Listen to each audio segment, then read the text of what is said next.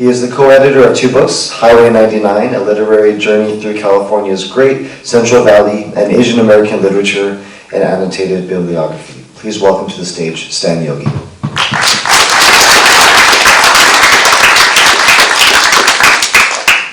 Thanks for joining us tonight. My piece is entitled, Hakujin equals American, Orientals equals us. When you were 9, you watched Kung Fu every Thursday night on Channel 7.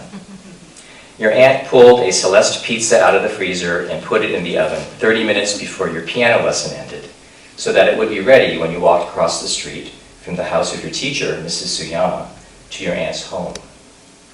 You arrived just in time to watch the opening credits and fall into a royal blue beanbag chair next to your cousin, who handed you a paper plate with 2 slices of pizza.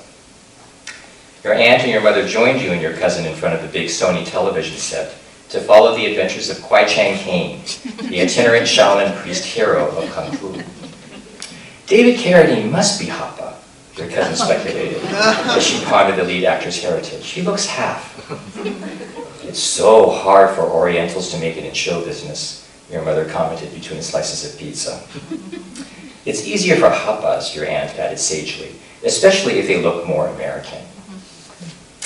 Before Kung Fu, you had never seen so many people who looked like you on television. You knew, of course, about Sulu on Star Trek and Hop Sing on Bonanza reruns, but they weren't on every episode and were mostly in the background. There were Asians on Hawaii Five-0, but the leads were all Hakujin. Mrs. Livingston on The Courtship of Eddie's Father was closer to someone you might actually meet. You knew a few middle-aged Japanese immigrant women, like your neighbor, Chieko-san, who worked at the Daiwa factory around the corner from your house. But you didn't know any Japanese immigrants who were housekeepers for widowed fathers of kids your age. Kung Fu was filled with people who looked like you, at least in the flashbacks, set in the mysterious Shaolin monastery in China. But those characters' reality had nothing to do with yours. The placid Shaolin masters and their eager pupils lived in another century, and might as well have lived in another galaxy like Sulu.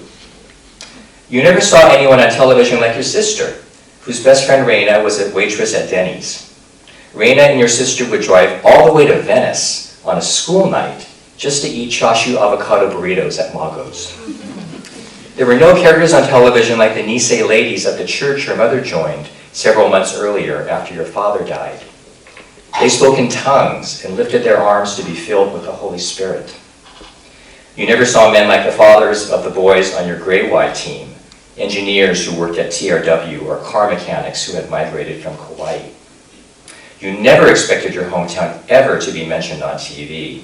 So you, your mother, and your sister shrieked when you were watching an episode of Mannix, and Private Detective Joe Mannix announced that he was going to Gardena to follow a lead. In the following scene, kimono-clad waitresses glided in the background while Mannix conducted his interview. Even though you had never been there, you knew the restaurant in that Mannix episode had to be Kyoto Sukiyaki in the shopping center on Western Avenue, where your mother bought skimono at Spot Market, and where your friend's father ran Mori Jewelers. You had heard the waitresses at Kyoto Sukiyaki dressed in kimonos. It was a restaurant that your bachan called a high-tone place, which is probably why you never ate there. One night, on the drive home from your aunt's house, not long after you started watching Kung Fu, you collected the courage to ask your mother if your father left a note. She looked ahead at the darkened street.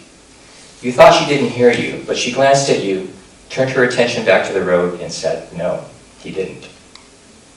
You continued in silence for a moment and then blurted out, "Why did he do it then?" Your mother paused again, let out an almost imperceptible sigh, and said, "I guess he just wasn't strong enough." She took a breath and added, "Life was too hard for him." You weren't sure if she meant your father wasn't physically capable of making it through life, like maybe he had a terminal illness he didn't want to burden your family with. As you tossed that idea around, fingering its edges in your mind, your mother pulled into your driveway. You both got out of the wood-paneled station wagon and walked into the house. The next day, after you ate the bologna sandwich your mother packed in a brown paper bag, covered with "Have a nice day, happy faces," you and your friends acted out scenes from Kung Fu. Take the pebble from my hand, grasshopper, you repeat to each other like the master on Kung Fu instructed a young Kwai Chang King. You would hold out your hand with a small stone perched on your open palm before snapping your fingers closed. It was at least another year before you discovered Bruce Lee and glued his pictures all over your peachy school folders. He could kick Chuck Norris's ass, and even Kareem Abdul-Jabbar's. He was an Oriental who could defeat the Hakujin, and the Americans too.